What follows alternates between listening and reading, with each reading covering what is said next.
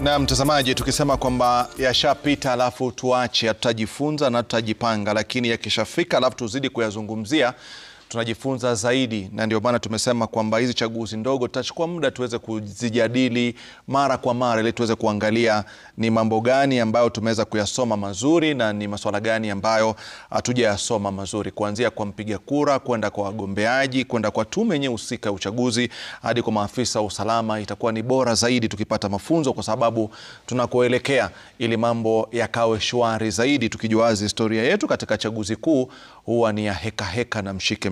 Na wakaribisha hapa studioni kutoka upande wangu wa kulia Ikuwa Mbote ambaye ni mchanganuzi masuala ya kisiasa. Karibu sana kakangu katika studio zetu. Thuku Kiruga ambaye ni mwakilishi wadi kule Chinga Nyeri. Karibu sana pia vile vile katika studio zetu. Kakangu Bosco Mutegi, mchanganuzi masuala ya siasa, bila kusahau Daktari Peter Mbae ambaye ni mchanganuzi wa mipango chama cha DCP. Karibuni sana. Na labda pengine mtaniruhusu Ikuwa na pia utaniruhusu pia vile Bosco na Peter, tuanze na Thuku, kwa sababu kwa njia moja ama nyingine aligonga vichwa vya habari katika siku ya chaguzi ndogo kwa masuala ambayo watu wengi walijiuliza maswali kama Thuku kweli ni kiongozi, hakupaswa kufanya alichokifanya, kwa sababu kama kweli kwa unaamini kwamba uko sawa usingebadilisha vazi. Lakini kwa sababu lilibadilisha baadaye ni kwamba unakiri kwamba ulifanya kitu ambacho si sawa. Asante Rashid. Niseme hivi, kubadilisha vazi, unajua kuna binu zingine watu wanafanya na unaona tu hawako kwa haki, lakini unasema washa ubadilishe, utajitetea baadaye. Manake unaona ile ilikuwa very crucial time, na vile wale watu walikuwa wanajaribu kufanya, unajua candidate wetu alikuwa anapigia kula pale, na ilikuwa ni mbinu kuwe na vurugu, kwa sababu alikuwa na ugwaji mkono pale, kula zake ziweze kuharibika. Niseme hivi, mimi nilikuwa nimevaa full neck ya yellow na half jacket ya yellow. Hiyo rangi ya yellow ikiwa peke yake na haina lebo yoyote, sio ya chama chochote, na juu ni mimi kama Thuku, kama kuna mtu ako na uhakika ya kwamba yellow ikiwa peke yake katika ndani ya uchaguzi, ndio rangi ambayo ndio iko pakubwa kabisa katika pakubwa. Unasikia vile unasema pakubwa, lakini kisheria hakuna sheria yoyote imevujwa pale kuvaa yellow. Na ndio sababu mimi kama agent wa chama yetu ya UDA nilikuwa nimeidhinishwa na IEBC. Sasa angalia lililotokea, ule uvujaji sasa wa sheria ulipoingilia. Niko kwa station, iko na presiding officer. Sheria ni kwamba ukiwa na malalamishi yoyote, unaenda kwa presiding officer ama yule msimamizi wa kituo, unamwambia hili na lile, anachukua hatua. Sasa huyu mwenyekiti wa DP Mheshimiwa Muturi anaingia kwa kituo, yeye sio agent, hana badge, anaenda pale, anaanza kupiga makelele, anakuja ananishika ati kunifurusha nje. Huo ni uvujaji wa sheria. Yes. Unakuja studioni leo na umevaa tai hiyo. Kwa ndani ya nafsi yako ni vazi ambalo una uhuru wa kulivaa, lakini ndani ya nafsi yako tunaamini kwamba unawakilisha chama. Wewe kwa hili vazi, tusitoke kule kwa chaguzi ndogo, hata kwa hili lonado hapa. Mimi sikatai, unajua kama ningekuja hapa na branded material, unajua lazima nayo sheria lazima tufuate. Na unajua hata yule kijana alipigwa pale na Mheshimiwa Muturi, alikuwa anamwambia kitu rahisi sana. Tufuate sheria. Branded iko wapi? Akachapa hiyo kijana vibaya sana, anataka muumiza. So mambo ni, na uniruhusu tu, unajua wewe umeniabush kidogo, wacha kwanza ni congratulate wagombea na chama yetu wote ambao wameweza kuchaguliwa katika hizo chaguzi, especially yule Mheshimiwa Muthende na Mheshimiwa Dakwa. Tumeongea na nafikiri amekwambia yatafanya hataweza kufika, na wapongeza sana. Na Sasa ile kujipiga kifua ilikuwa na watu wengine, ati ni kama wao ndio wanamiliki maeneo fulani, hilo limekwama. Sema kitu kabla niweze kule, maana kanasema unajipiga kifua, na kama ujumbe unaupeleka mahali na Mr. Pepesa nitaupeleka unapotaka ujumbe ufike. Wala usiwe na wasiwasi, ndio maana nimewalika nyote hapa na wachanganuzi za kuzungumza. Lakini kwanza kabisa, kwa sekunde moja, ni sawa ulikuwa una uhuru wa kuvaa. Maana tunataka tujifunze katika siku za usoni. Kesho pakiwa na uchaguzi mkuu, mwenye ambaye anashabikia chama cha chungwa amevaa t-shirt ya chungwa, mwenye ambaye anavalia hivi, tuseme kwamba haina nembo lakini kila mtu avae, itakuwa sawa? Thuku, haitakuwa kimaadili, itakuwa sawa? Ndio nasema, naam. Unajua kila kitu kinafaa kutupea funzo. Na juu unaona hata kitu inaweza kuwa imefanyika vizuri, naam, but because it can bring about hizo issues kama hizo tuliona kule, naam, I would advise mtu azifae. Lakini on that one tusikizane tu. Mimi hakuna sheria. Lakini umejifunza kwamba haikuwa sawa. Haikuwa sawa, lakini pia wale wa kufanya hiyo vituko wajifunze pia juu. Tutakuja hapo. Tutakwenda tu hata walipoteza kura zao nyingi sana. Kwa hiyo vurugu. Tutakwenda tu kwa watu. Nashukuru kwamba umekiri kwamba ulivaa lakini haikuwa sawa. Na sisemi hata haikuwa sawa. Nasema hakuna sheria nilivuja, but for future purposes. Naam. Kama unataka nikubaliana na wewe. Naam. For future purposes. Naam. Ndio mtu asijipate pahali kama hapo usivae. Naam, bila shaka najua kuwa atakakuchangia boso atakakuchangia, lakini kuna kitu amesema katika mafunzo yeye. Kwanza hili la mavazi, umeona amejaribu kusema kwamba uamuzi wake, lakini mwisho anasema kwamba kwa jinsi mambo yalivyo amekubaliana na sisi, sivyo? Kwamba usoni sio kila mtu avae rangi. Lakini kuna ujumbe ameuleta ambao unakuhusu daktari. Ndio ujumbe unakuhusu, maanake wewe ni mchanganuzi wa mipango DCP, na umemsikia anasema wakati wa kutembea kifua mbele kwenu meisha. Kitembea, mtembee kwa utaratibu. Nafikiri ni ujumbe wake Thuku. Japo kukutaja lakini ujumbe wako. Mimi nauleta moja kwa moja.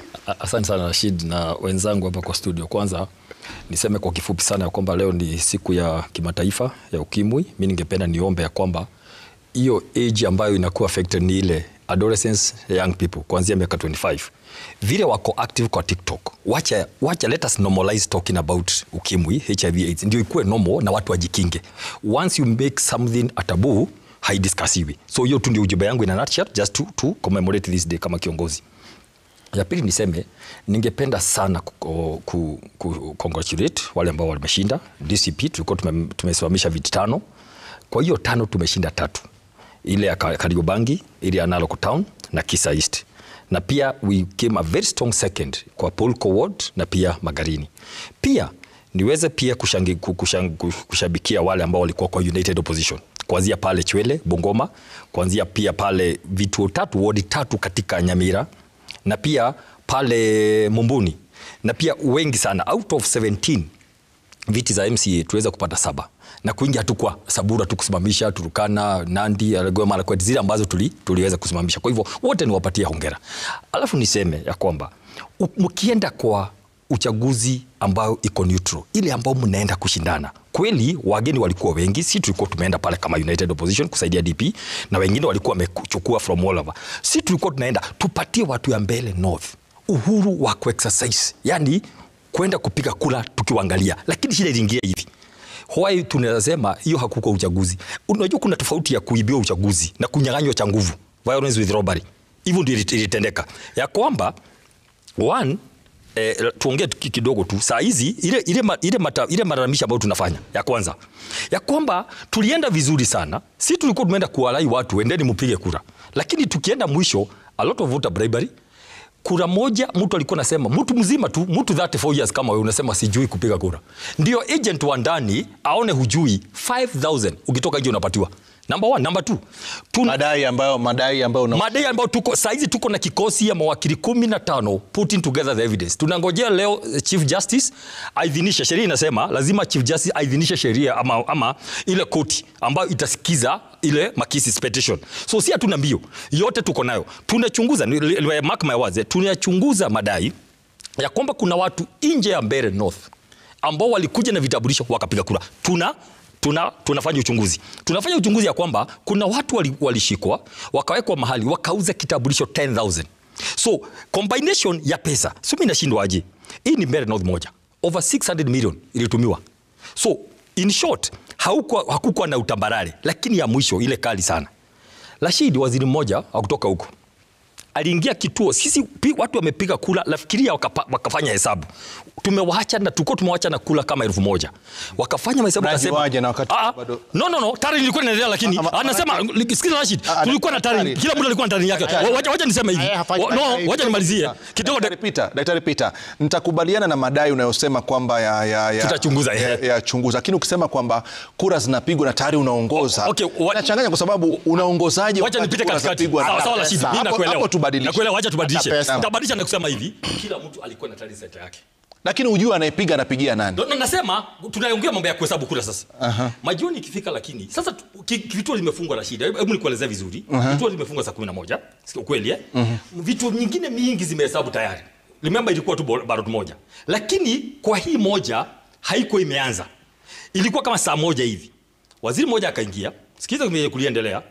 Akaenda kwa maagent wote akawafukuza. Sikiza, mimi nakwambia tu kitu liki. Ana nguvu gani za kufanya hivyo? Kwa sababu tume iko pale na tuliongea mambo ya kujipiga kifua. Wacha tuone nani anajipiga kifua. Twende pole pole. Kuna watu wanaamini wao wako second kukupatia hewa wewe na uzima wa milele. Ngoja nikwambie kidogo.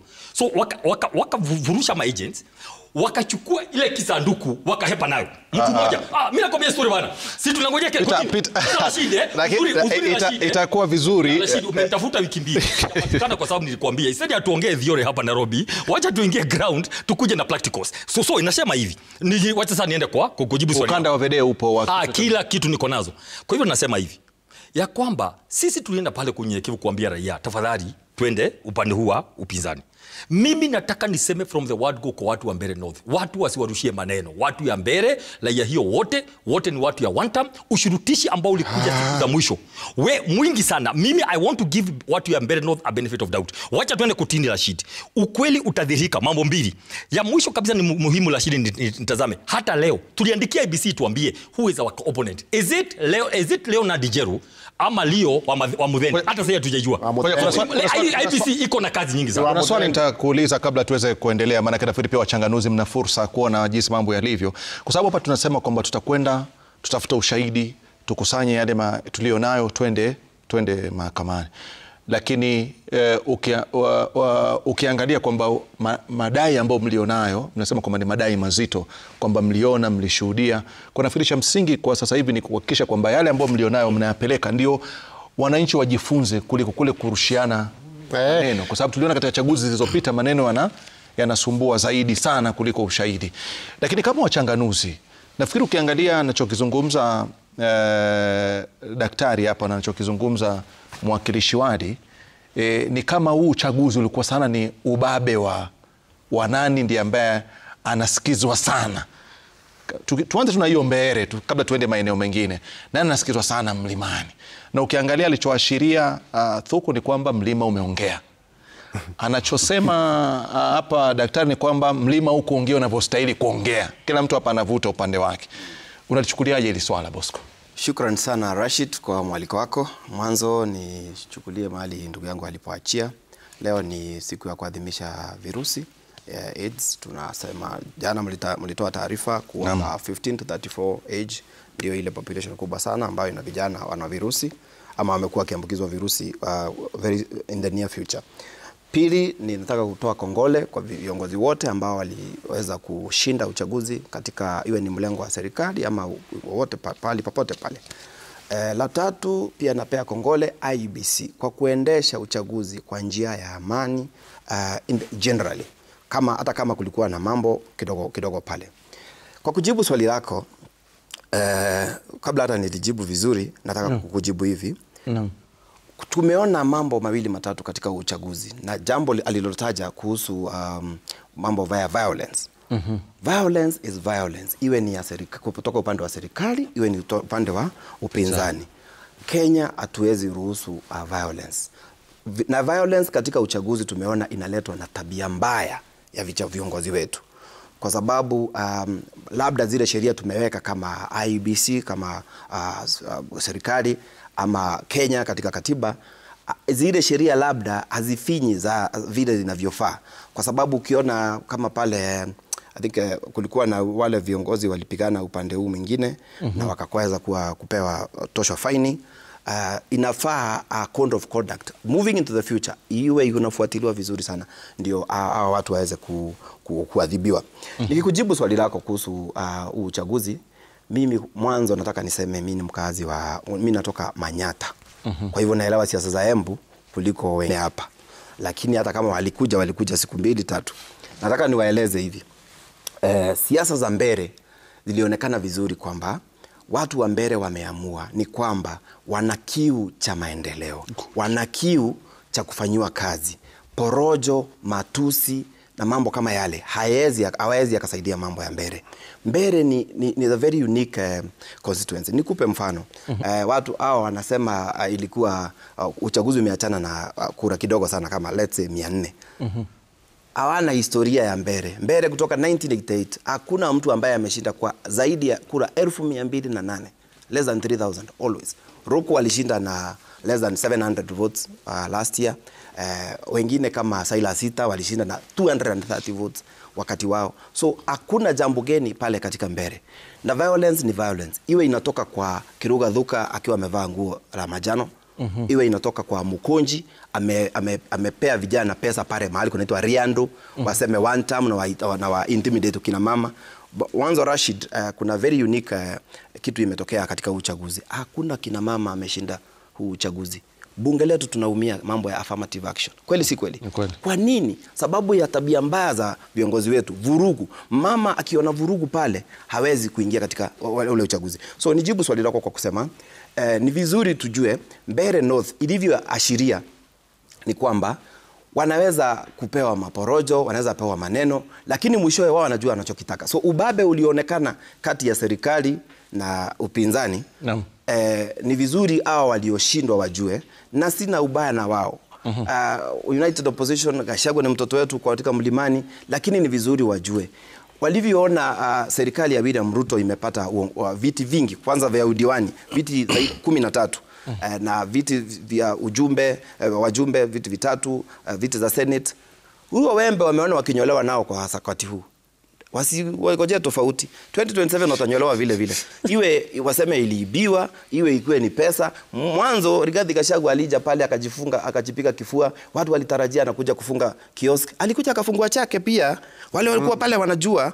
Alisema na mwanzo baadaye akasema nilikuja kufunga hizi kiosk, baadaye nikashindwa. Alishindwa sababu kama upinzani wanapeana shilingi 100, tuseme alivyo, wanapeana shilingi 200. Wengine wanapeana shilingi 500 ama 1000. Sasa ni ubabe wa kupimana katika siasa.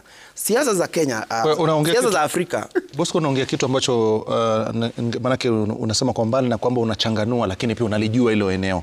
Alivyokuwa anavyozungumza Daktari Peter ambaye alikuwa kama ambaye anaashiria kwamba hawakutoa hata hongo katika upande wa hongo ulikuwa linatoka. Umemsikia kama alivyosema kwamba vilinunuliwa vitambulisho, vilifanywa hivi, lakini unapozungumza unasema kwamba hii ni mchezo ambao ulikuwa katika pande zote. Labda ametoka Japan na kajifika leo. Kama alikuwa Mbeere North alijua kilichoendelea. Watu wa Mbeere North wanasema hivi. Na mimi nimekuwa pale. Mimi nimekuwa katika hiyo county na naielewa vizuri sana. Watu wa Mbeere wanasema viongozi waliokuwa wamechaguliwa JB Muturi na Leni Kivutu kwa miaka zaidi ya 30. JB kwa wakati huu ndiye amekewa lami kwa mlango yake kwa gate na Ruku mahali inapita kwake. Hao wanajiuliza, huyu kijana Ruku amechaguliwa miaka 2, ametuletea maji. Ruku alijua, kwanza nikueleze, Mbeere ujue ni za marginalized constituency. Pana shida nyingi sana. Watoto pale hakuna chakula. Inaweza enda kwa seasons 2 hakuna mvua. So cash crop ya wa Mbeere mwanzo kabla uende kwa Muguka ni masomo. Na ukiangalia vijana wao wamekuwa wakisoma. So Ruku amekuja pale amepeana bursaries kuliko hata wale waliokuwa pale, hata Njagagua wote hawajaipeana basari kama. Kwa sababu gani? Ruku anapeana basari ya 8,000. Na kama wewe ni mama una watoto 5, anakupa 40,000 bila kufikiria. Sababu gani? Anajua hiyo ndio shida ambao ndio nao kama mama. Jambo la pili, watu wa Mbeere wameishi kukufa pale 7 Fox zinatoka Mbeere. mbele hakuna stima, mbele hakuna maji. Watu wamekuwa wakiangamia, wakienda kina mama wakichota maji, wanaliwa na mamba. Mamba inakuvuruta, inakuingisha kwa maji. Lakini serikali ya Kenya Kwanza kwa wakati huu kutoka nizaliwe, nimeona wamevuta maji kutoka pande wa Masinga, wanaleta Mbeere South. Wamevuta maji kutoka Kamburu, wanaingisha Mbeere huko watu kulima na hiyo maji na mambo kama yale. So ningesema kwamba in summary, kilichoendelea, in fact, Gachagua alivyokuja na viongozi wengine imedhihirisha kwamba Wamuthende ukiangalia upande wake amekuwa kikampeniwa na locals, Ruku, Mbarire, Kindiki na wengineo, na Njagagua na wale wengine. Upande huu mwingine walipoteza kwa sababu gani? Wamekuwa kikampeniwa na Gachagua, isipokuwa JB Muturi na Leni. Hao wengine wote MPs ambao walikuja na viongozi wengine waliokuja. Kwanza Gachagua alikuja kwenda badala ya kampenia Karish, ameenda kujikampenia yeye mwenyewe locally. Karish amekuwa badala auze sera ambie watu mimi nitawaletea muguka, nitawaletea maji, yeye anaenda kuuza sera za Gachagua. Hilo nikimalizia, Mbeere North uchaguzi naweza fananisha na mfano wa mtoto ambaye ana wazazi, mmoja anamwambia hey daddy nataka kiatu, anamwambia wewe subiri nitakuletea. Mwingine anamwambia nataka kiatu, kiatu nicho hichi. So hilo ndio limefanya wakashindwa. Pili, walikuja na matusi, kutusi viongozi, unatusi Kindiki mtoto wa Mount Kenya East, na hapo kwa Mbeere upande wa Isiara wamepakana na Tharaka Nithi, upande wa Muthandara pale hata Kindiki alienda pale akaongea lugha ya kwao. Hizo kura zote zikaja upande wa, kama kuna wizi ulifanyika wa siasa wa kura, wizi ulifanyika upande zote na sikufichi, sababu Mkunji ameenda amelipa vijana manulia pombe, mahali kunaitwa Riando, mahali kunaitwa Kaungu, mahali kunaitwa Kaungu. Amepanga vijana wamelipiwa pombe, kazi yao hapo tu ni unaenda wapi? Sema one time. Sema mama wangeenda kupiga kura kweli? Kwa fupi Bosco, unavyosema unaleta vitu kama vitatu kama nilivyosikia kabla nimlete ndugu yangu. Kwa kwanza ni kwamba kama ni ukiukaji wa sheria wa kuwashawishi wapiga kura, ni jambo ambalo lilikuwa pande zote mbili. Kama ni kusema kwamba huyu aliambiwa achukue hiki, kama kuna pesa ilitembea pande zote mbili. Lakini unasema kitu kingine cha maana ni kwamba pia mwisho wa kwisha Wakenya walibebwa sana na maendeleo. Ndio. Alafu ya tatu unasema kwamba pia baadhi ya semi zilizokuwa katika pande zote mbili ziweza kuchangia maamuzi yaweza kufanyika. Kweli kabisa. Kabla kuwa nikupe nafasi uchangie, tuende mapumziko kitu, tukirudi utaniruhusu kwa dakika moja, na nilikuwa namuona Daktari Peter na muangalia Bosco na macho makali sana kuhusiana na kile ambacho Bosco anazungumza. Nitakuja nipe nafasi kidogo achangie kwa haya madai, manake anaiwakilisha ile timu. Sivyo Daktari Peter? Halafu kishamaliza nitakuja kwako kwa uweze kuchangia katika hili swala. Lakini nataka tuangalie mafunzo. Inaonekana tunavyosikia barua kizito sana katika siku zote.